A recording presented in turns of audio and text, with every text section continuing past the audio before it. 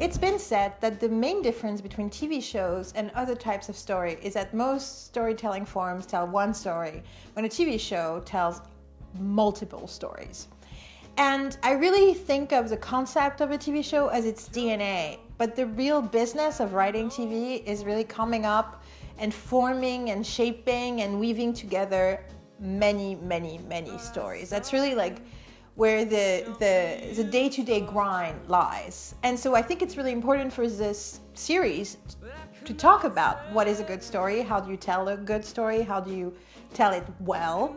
And I know there's a bunch of books about it, and I mean, I'm thinking of all the, from Aristotle to Truby to Mackie, to who actually wrote a book called Story, and all the other in between, who have been thinking about how to structure a good story, but I didn't want to approach it from the structural point of view, though I will mention it. I was more thinking of what are the things that you have to aspire to when you want to tell well a great story.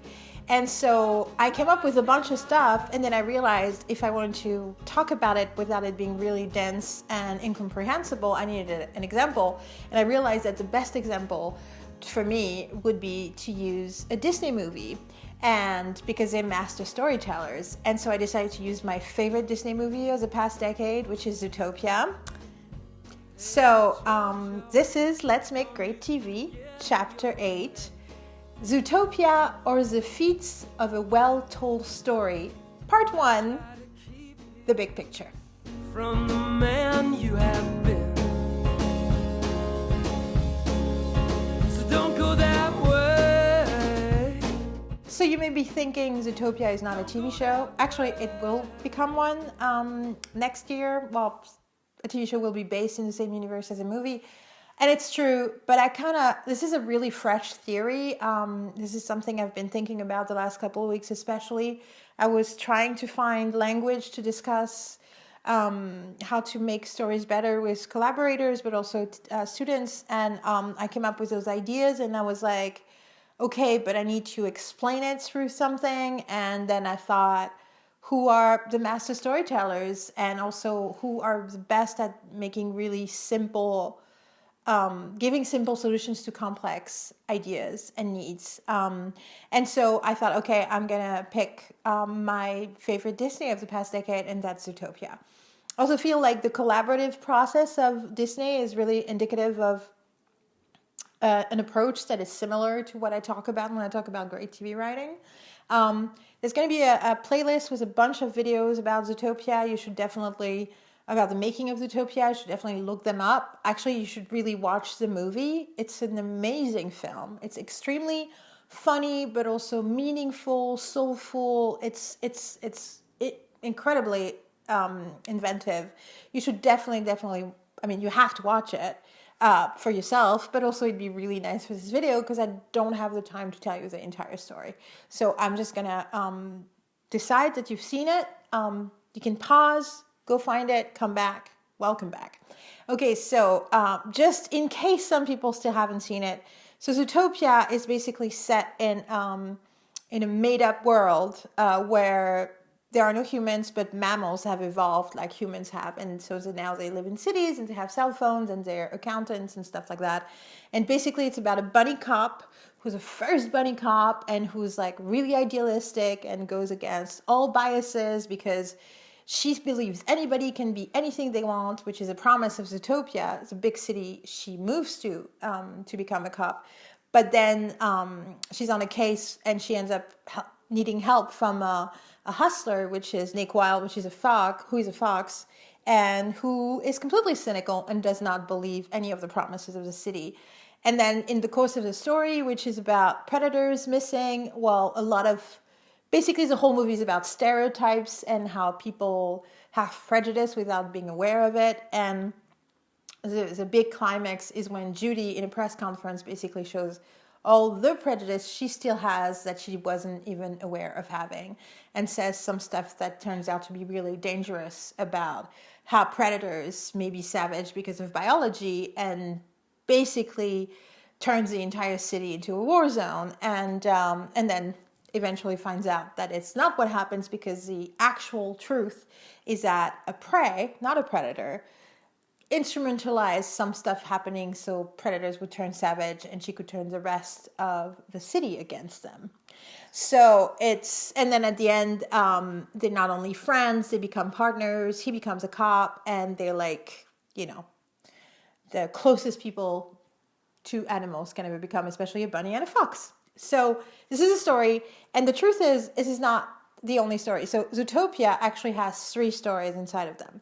The first story is a morality tale about Judy Hopps coming to terms with her own biases. She thinks she's super evolved. Turns out she actually has suspicions about foxes, which are unwarranted, and realizes even her language is actually marred with stereotypes that can be dangerous. And she has to do all the work of finding that out and realize that in order to make the world a better place, she has to start herself. So that's the morality tale.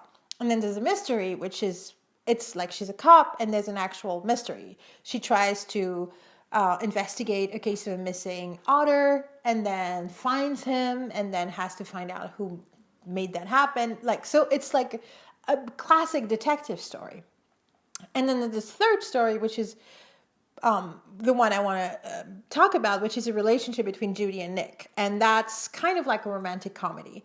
I mean, there's nothing overtly sentimental, well, not sentimental, but like romantic about their relationship in the movie. But there is a lot of fan art out there that kind of proves that people have been reading into this relationship as a romantic one. And there's definitely, and whether or not they actually become boyfriend and girlfriend, and they really don't mention that in the movie, whether that happens a lot or not. What's sure is that the way they get together, they get closer, the ways they fight and the way they come back together definitely has the tropes of romantic comedy. So that's how I'm going to talk about it. And this is a story I'm going to use to explain all the different feats I think a well-told story says. And so I'm going to talk all about Nick and Judy, which is why I'm so happy that I had them here so I can point to them when I talk about them. All right. So this is, we're going to do 5 feats. And as I said, in the next video, we do 5 other feats. Basically, these ones are the macro ones to think like the story as a whole. And then the next part, which will be called, I think, Beauty is in the Details. It will be about more stuff that has really to do with minute things and how you need to, it's more like also about the tweaking once you have a big part of your story figured out, but you need to like go into details. So let's start with feat number 1, which is, let me think, because I know, because this is really fresh in my mind. By the way, this might evolve over the next months and years and whatever, but I'm really happy with where I am right now. Yeah, feat number 1, a sense of resolution. You'll write a story on firecracker paper.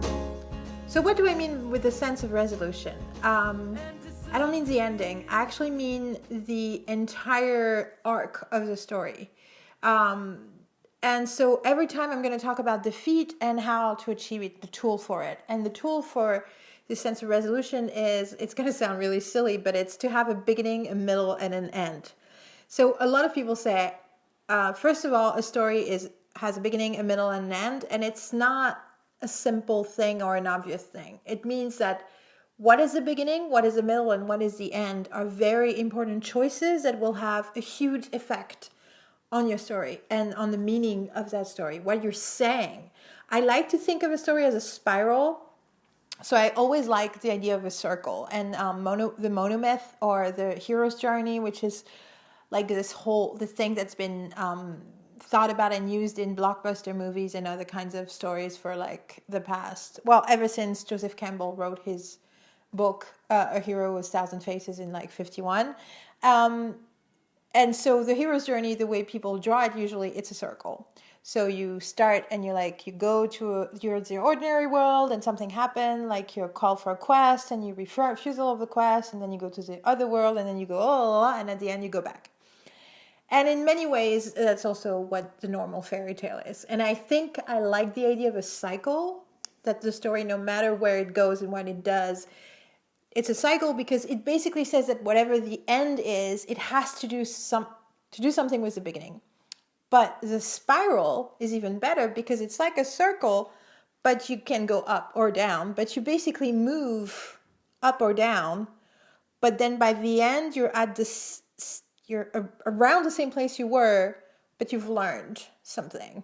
And so the idea is like, it looks like a circle, but if you look from the other side, it's a spiral. And I think that's a really, really good way of looking at it. And I really think it's like, I don't know how to draw a spiral, but I think it's pretty obvious. So so talk about Zootopia. So the three stories of Zootopia, their beginning, middle, and end are very interesting. So for example, the Judy story, it really starts with her as a child talking about how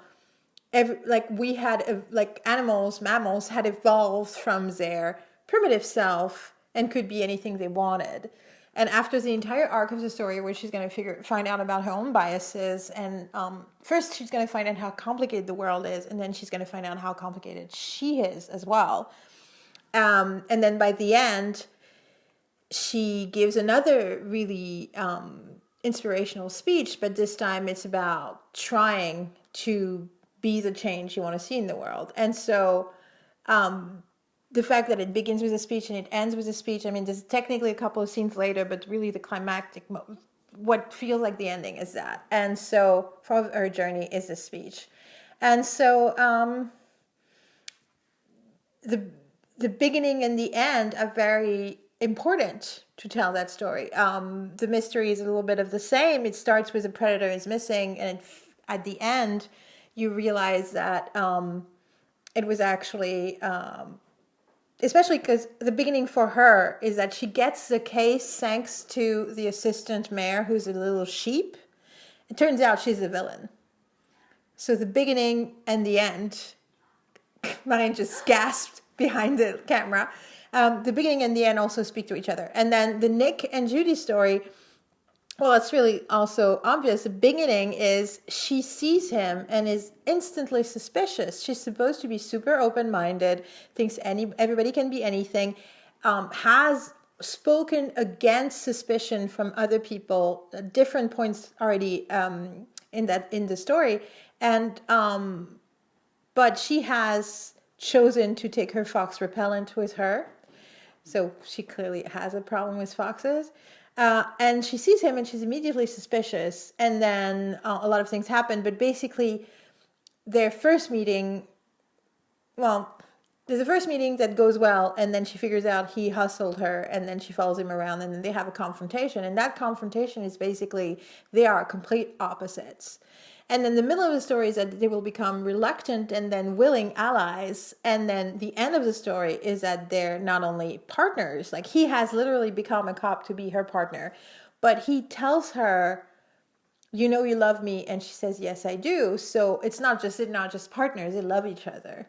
And so yeah, that it works. I mean, the beginning is important. They have to be opposites in the beginning for it to be so satisfying that like this. This is how you get a sense of resolution, is like things have changed, things have evolved, this transformation that happened. And I think there are many, many different ways to do this. And sometimes an open-ended way can be a form of resolution, but you have to think of, what am I saying? What kind of resolution am I giving to my viewer by choosing this ending, considering how it began and what happened in the middle? And I think it's really important for TV shows because you really sometimes have to take a step back and think of like the arc of a series or the arc of a season and be larger than just, or even sometimes an episode. For people who write shows that are really like heavily plot driven and a lot needs to happen, at some point you need to ask, okay, but what happened in that one episode? What does it say about the story that it starts this way and it ends this way? What kind of resolution am I offering? So that's feat number 1. You'll write a story on firecracker paper. Tension. I hate that people are obsessed with conflict. I've said that before in other videos. I really do believe, though, that you need tension. If you don't have tension, you don't have a story. But it's really hard to define how you get tension, what is tension. So what I found really helpful is I read an interview years ago from Mindy Kaling where she was saying that when she worked on the first season of The Office, one day Greg Daniels was teaching them how to write stories, and basically said to have a comedic story, any comedic story needs 4 pillars, and if you're missing one, it's not going to work. And the pillars are stakes, motivation, turns, and escalation. And I thought this actually works for any kind of story, and I believe this helps make sure that you have tension. And I'm going to explain why through the Judy and Nick story. I added a 5th element, no pun intended, because I thought you actually also need a good trigger. You need something that starts the tension. And so between Judy and Nick, the first meeting is really important. They meet, well, first she's suspicious of him. Then she decides he's a good guy. He actually hustles her. She doesn't realize it. Then she finds out what he does, confronts him, and he basically explains to her that she doesn't know anything, that Zootopia is not the idealistic place she thinks, that he knows exactly who she is and why she's here, but she's going to end up a loser. And because he says it's not true that people can be whoever they want. You just can't be who you are, which technically is true. But of course, he means that in a cynical way. And he ends the confrontation with calling her cute, which she mentions earlier as being a term that is offensive to bunnies coming from non-bunnies. The confrontation is so traumatic that the next scene is her coming home, and for the first time in the movie, she's completely depressed. So that's a very strong trigger for the tension, because they are complete opposites. Cop, hustler / criminal, Fox Bunny, idealist, cynic, from the countryside, from the city, like really everything male, female, which is also the movie also plays into some of those prejudices as well. So you really have the making of beautiful tension.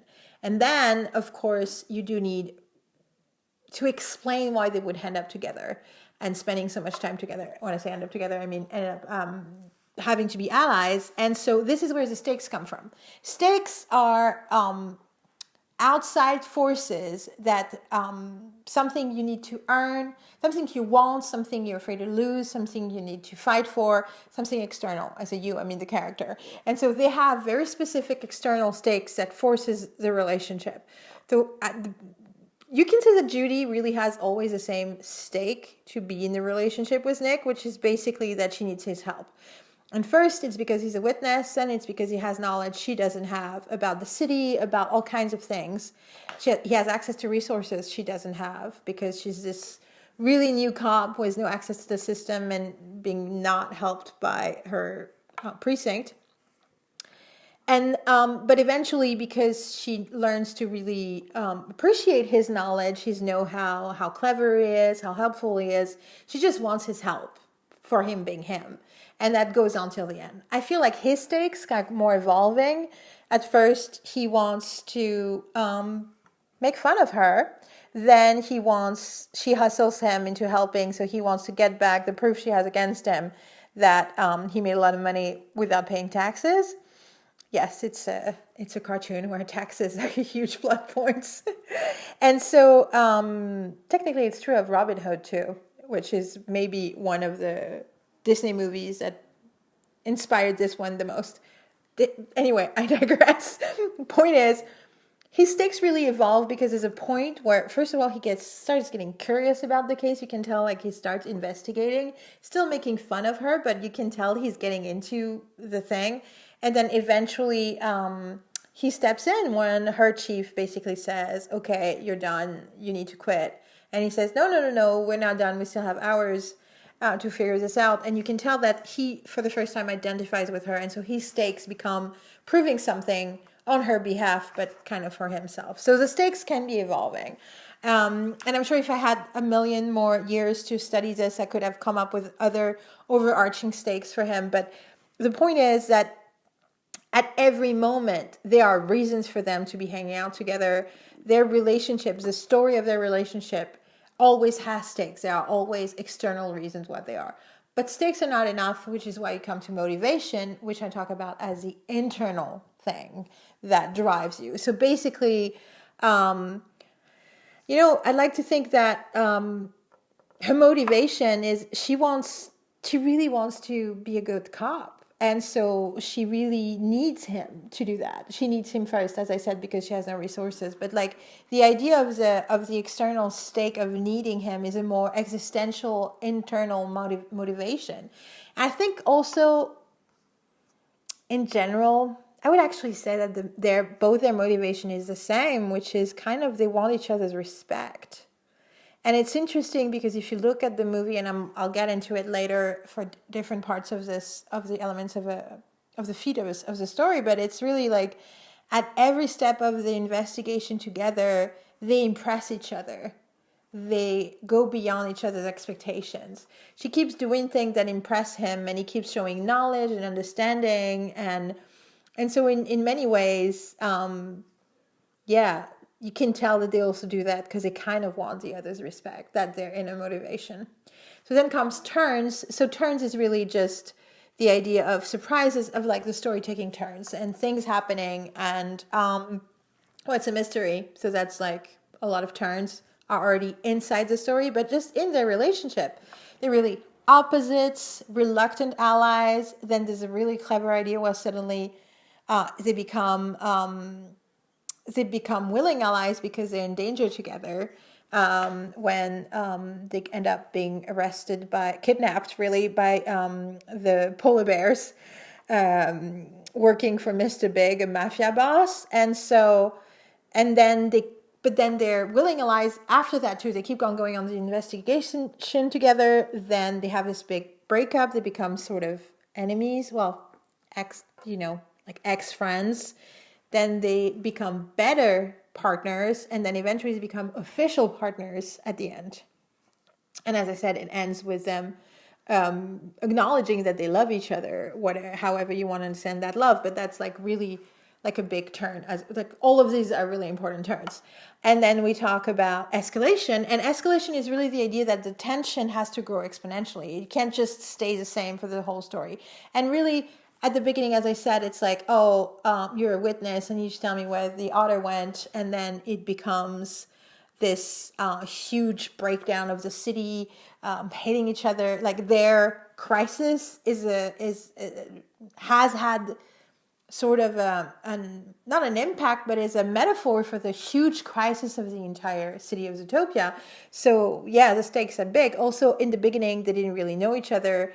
When he stops being her friend, it's completely devastating to her.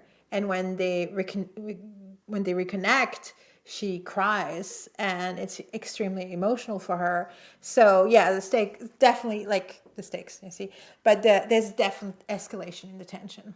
So this is how this works for this. This works for a million other things. So really, a good trigger, and then you have to have stakes, something external, concrete. Motivation, a reason why your character cares about this emotionally, not just because he needs it. Turns and escalation.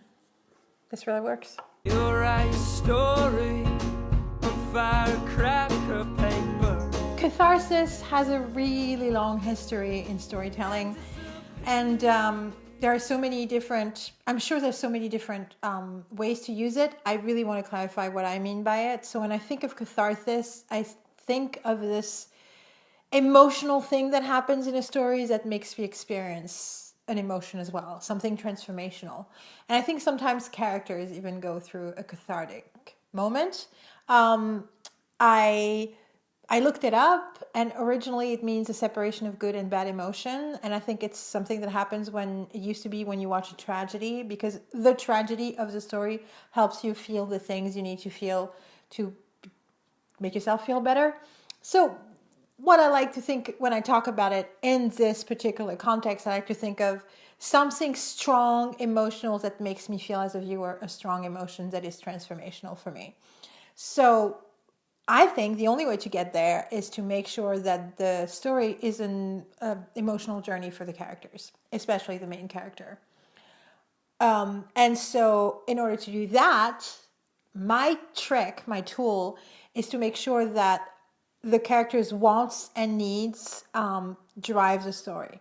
So when I talk about wants and needs, this might sound familiar. In an earlier video, I described inner conflict for a character being this desire versus their needs. So wants and needs is the same. And so let's go back to our little characters here. If I was going to, in like a broad sense, if I was going to characterize the wants and needs of Judy as inner conflict, I would say that what she wants is to make the world a better place. She actually says it a few times, but what she needs is to make herself better. Basically figure out her own bias and grow beyond it, and found a way to reconciliate with Nick and then solve the actual case and make the world better. But at the end of the movie, she's still trying. Like she basically says, we all have to keep trying. And so it's not like she has just had to do it once and then it's done. It's more like she understands now that she needs in general to make herself better in order to do what she wants, which is, for the world to be better.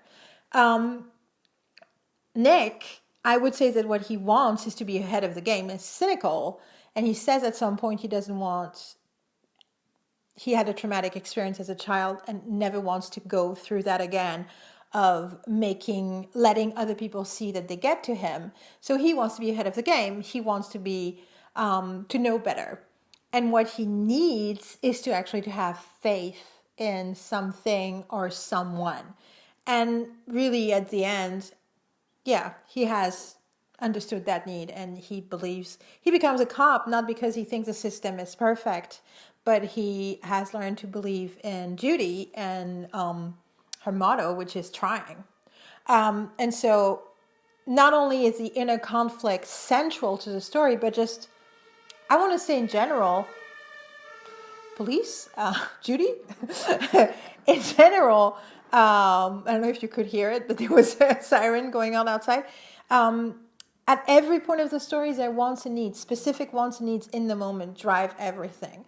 The point I'm trying to make is that not only is the inner conflict really important, but also you have to pay attention to the fact that this is how the story moves along.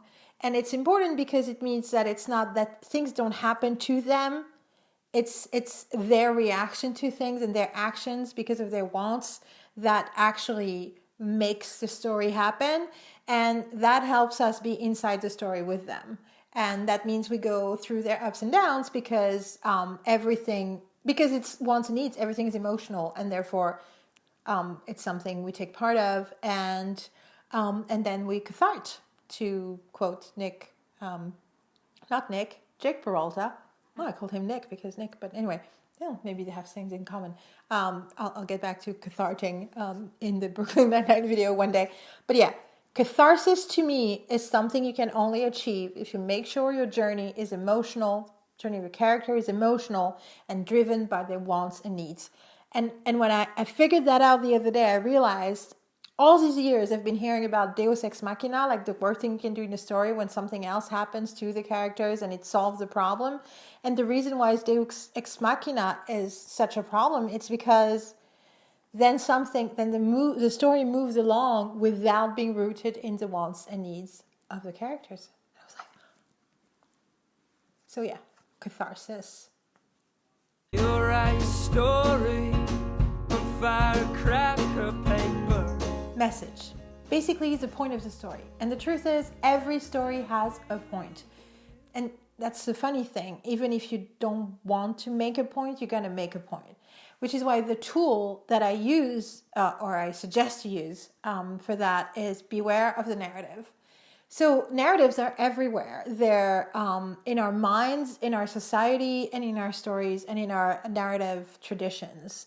And the thing I said about your story is going to have a point whether you want it to or not, it's because I have this experience, especially I guess in European works where people feel like, oh, I'm just telling it, it's just a story, it doesn't mean anything, like it's not political, it's not blah. Especially like French people tend to be like, it's just fiction. And the truth is, humans are storytellers, which means we take stuff that don't even belong together and turn it into a story and give it a point. And so we have to be especially careful when you create fiction, because basically you may not want to make a statement with your story, but the story will make it for you. The way you choose to portray certain aspects of humanity, the way your story ends, the subject matters, the words, the representation, everything is going to be saying something to the person who receives your story. And so beware of the narrative means beware of the narrative you're creating with your story, but also beware of the pre-existing narratives. Be aware that there are traditions, sometimes toxic traditions in fiction, and that you're just feeding into that narrative and reinforcing that maybe toxic cliche. Like, for example, I hate when the serial killers are depressed. Because as a depressive person, I'm like, I am sick and tired of this idea that people who are depressed are dangerous. And there's a million other ones, especially when it comes to misogyny, homophobia, racism. Like, this is stuff that there's a lot of narratives in society. And if you don't think through the connotations of your story, you might be feeding into something like that. The larger point is, we talked about beginning, middle, and end. The end especially can be extremely significant. And you have to be very careful, because the truth is, how you choose to end your story is becoming the moral of the story. And the thing is, like, I feel a lot of people want to choose an ending that is either like funny or cool or surprising or shocking. But sometimes I ask my students, like, okay, but what does it say? If this is the end of your episode, if this is the end of your show, then what are you saying about women? What are you saying about love? You know what I mean? Like, this is really important to beware of the narrative you're creating. And so Zootopia is an interesting case, because they were extremely aware of their message. And it's funny because at the same time, in all kinds of interviews, they keep saying, we didn't want to make a message movie, but we were very careful about our message. So basically what they were saying is they wanted to make it something that didn't feel like a morality play, but still was very aware of what it was saying. And so it's really interesting. Before I talk about Nick and Judy, I actually need to say something that I find especially brilliant about how they were they did this. They were wary of their narratives, because the entire movie is about prejudice, and technically everybody's prejudiced against other characters in the movie. Nobody's perfect, nobody's beyond prejudice at all. And some of them are really innocuous, and some of them are really dangerous. Some of them are funny, but they're everywhere. And what's really interesting is that there was some criticism by a couple of people when the movie came out, because they thought it was a false analogy, thinking that predators and prey were Black Americans and white Americans. And they were criticizing the movie for the metaphor not making sense. But the truth is the movie goes out of its way to not be an exact metaphor for any specific human division. In some ways, I mean, she's the first bunny cop. She's a girl. She feels like a girl. Technically, there's a lot of gender politics going into this, but none of it is completely applicable to human interactions. So also the way the predators is like 10% predators, 90% prey, but predators have power. They're loud because they're strong physically. But then when the city believes they're dangerous, and they're suddenly completely disenfranchised, so you can't really compare it to any ruling majority or even minority. And that's the brilliance of it. They were so aware of the possible connotations that they kept juggling with different kinds of stereotypes. And because of that, the movie turns out to be about the idea and the experience and the pervasiveness of prejudice, and not about a specific prejudice that exists in our world. And that makes it so much more intelligent, but also so much more powerful for children, because it means any kind of child can understand the complications of what prejudice can be and how everybody has it against other people without it making sense, without actually having to be addressing a specific cultural background. And I love it, because then it questions this idea that what's painful about the prejudices we go through in life is their specificity, but it's not. It's the specificity is painful, but the problem behind it is actually the othering. Bernie Brown talks about that too. The othering of people, of the idea of like, oh, you're other, therefore I reject you, and I'm going to put you in a box with all kinds of labels. And yeah, the Zootopia is so aware of this. And I'm going to get a little bit in the next part into how they ended up doing such a good job. If I want to talk about just them, their relationship inside the story of Nick and Judy, well, I guess we go into the gender thing. I think they're very careful to not play into gender stereotypes in their relationship. Actually, there's a scene. So there's first a scene where they're in danger because they get kidnapped by polar bears. But then the second scene where they get in danger, they're being chased by a panther. And which is really interesting because I never noticed it before. But she understands there's a danger. She says, run, he runs. And then she says, jump, he jumps. Then she says, head down, he puts his head down. Basically, he follows everything she says because I think she's a trained cop, and also she knows how to interact. And that's a very, that's not a stereotypical relationship between a female and a male character. Especially because he's a hustler, so he's supposed to be, he knew the mafia guy from the scene before. So I keep looking at them from behind, just focused on them so much. But I think it's really interesting how. And I do believe this is really about Disney's collaborative process. Watch the videos about Imagining Zootopia, but the idea of the Disney Story Trust, where every few months they basically show all that they have of the movie, and then this group of 40 people, directors and writers of other Disney productions and Pixar productions from the time, just talk to them about everything they saw and every idea they have. And I think being open to so much input from other creative but also diverse people, because thankfully there is more and more diversity now, it really helps being that good at it, because then you have all these different perspectives telling you, well, okay, but I didn't really like that moment when he said that and he does that. And I think that's how they really hit it. Because let me tell you, there's nothing wrong with this movie. There's one thing wrong with this movie, okay, and I'll talk about it in the next one, but it's like a small, really small thing, but there's nothing else. Like, no shot is not funny or interesting or beautiful, no line. It's just, there's nothing wrong with this movie, which is really hard to get there. But yeah, beware of the narrative. They were very, very much beware. That's why the message of the movie is so amazing. You'll write a story on firecracker paper. Relatability. A long word to say, it needs to feel real so we can relate as humans. And that's especially important when it's going to be a bunny and a fox. I think the key to relatability is authenticity. And to get to authenticity, you need to research and you need to question the things you come up with.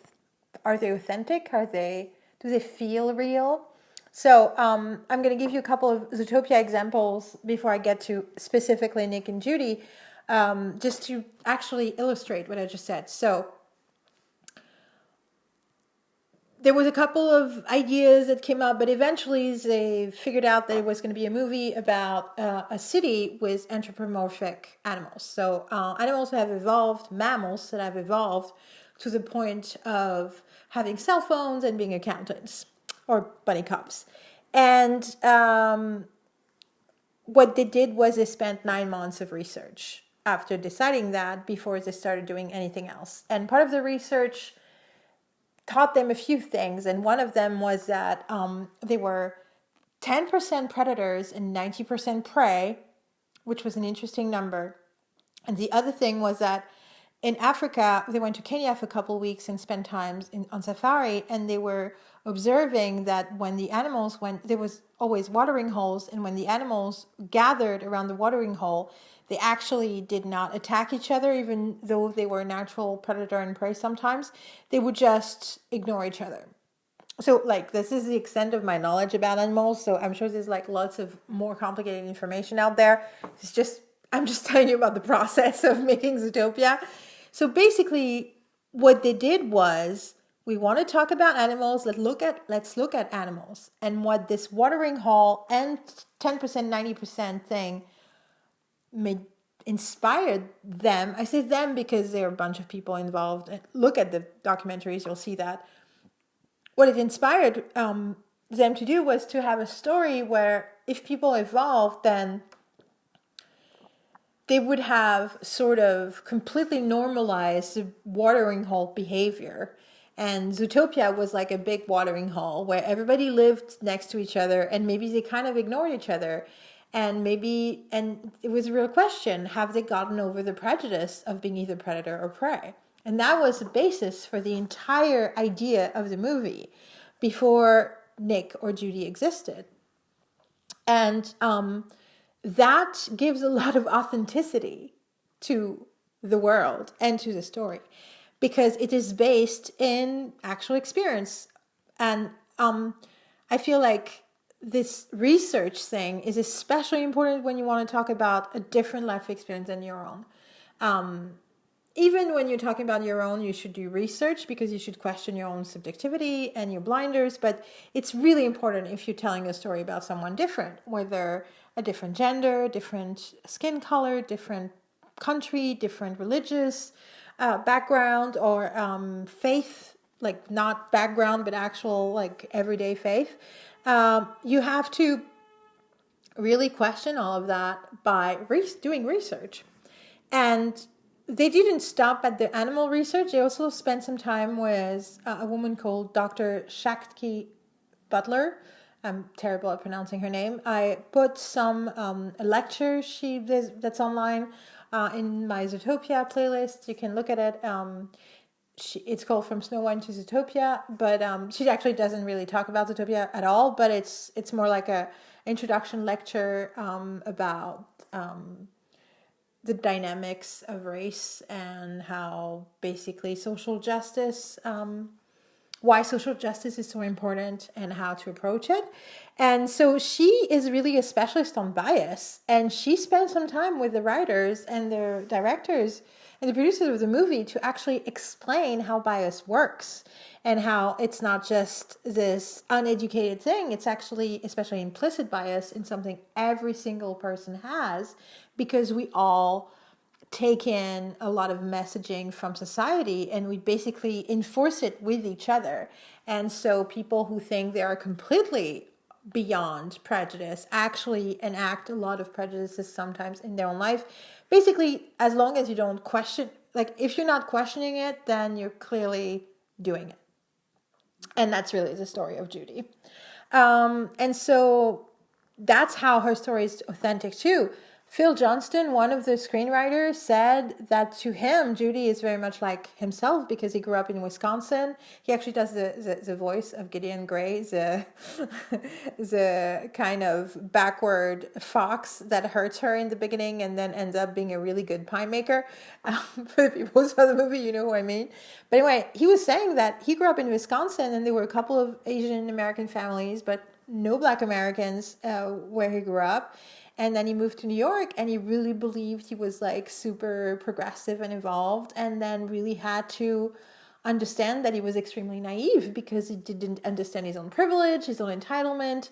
And so he felt like telling the story of Judy felt really natural for him. And that's my point. Like, this is also why it's authentic, because it's not a projection or a fantasy, it's lived in. And I really feel like the best way to think about it is, does this feel real? That's really like how you can really question how authentic you're being.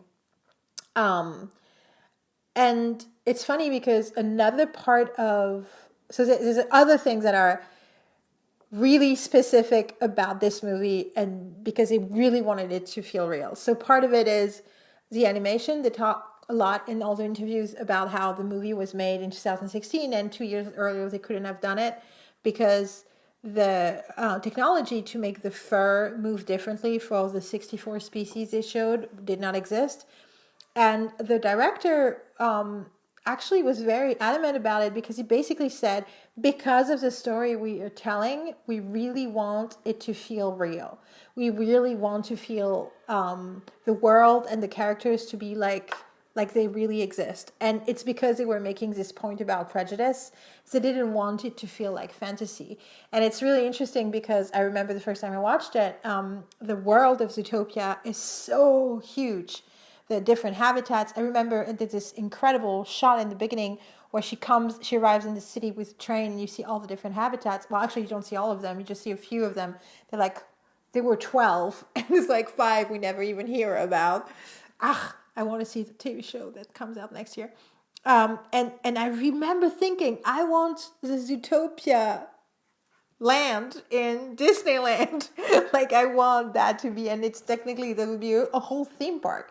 But it felt like such an incredible world, and that was really on purpose. The other thing about it is they hired this German designer called Matthias Lechner, I think. Hang on, I have my notes on my board. Matthias Lechner, that's his name.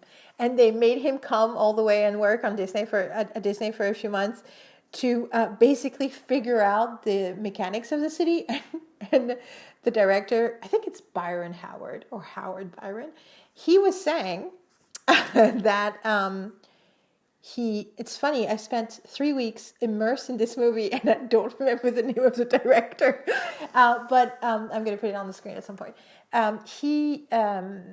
He was saying because this guy is German, he had to figure out everything.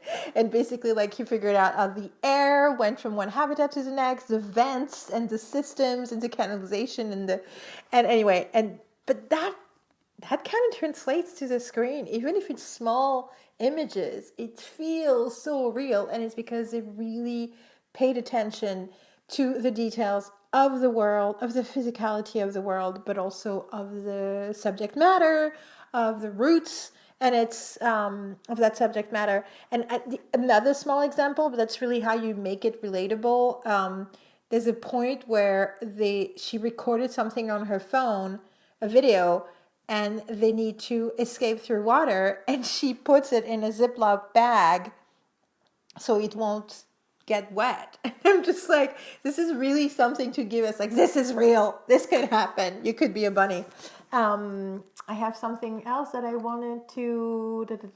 Yeah, the relatability also goes back to how authentic the relationship is. If you want to go to Jasnick and Judy, the way they prove each other's abilities at each point of the investigation, like, at first he wants to make fun of her, so he's really happy to take her to the naturalist colony where the otter disappeared, because he knows all the animals are naked and she's going to be shocked. But then he's impressed because she actually worked through it, and he says there's nothing shameful about being shocked. She's like, yes, there is. She doesn't want to be shocked. And then he keeps showing her his knowledge and impressing her, and then eventually there's this important moment where they face the mafia boss, and turns out she saved the mafia boss's daughter the day before.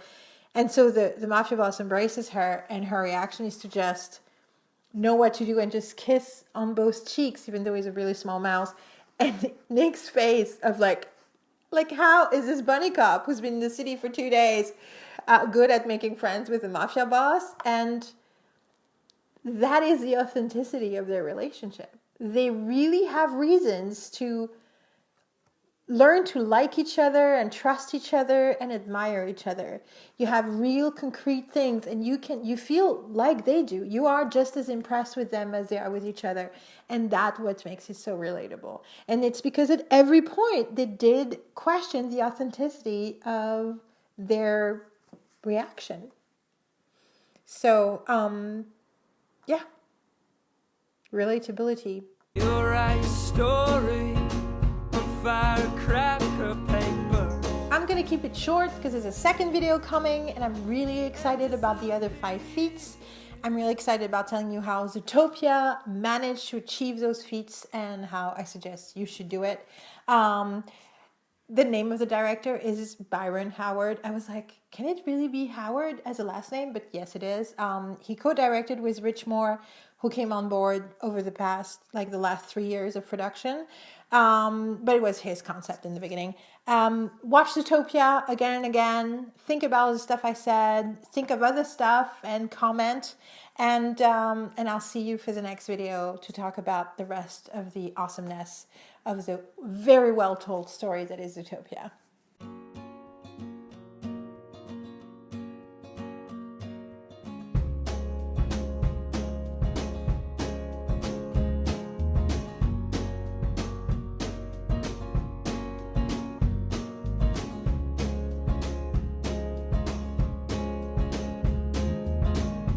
Hey, you Jojo, yeah, I know your name.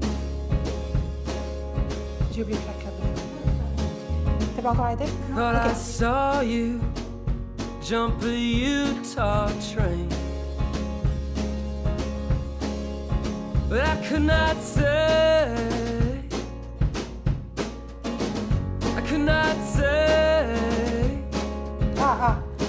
Let's Make Great TV, chapter 8, heard you conclusion. tried to Troisième. keep your hat. J'ai pas fait de post-scriptum. Je vous ai pas dit merci les filles. C'est vrai. Vous le vivez mal si je vous dis pas merci? Ok, très bien. On va s'arrêter là. Hein? Ah, right. Yeah.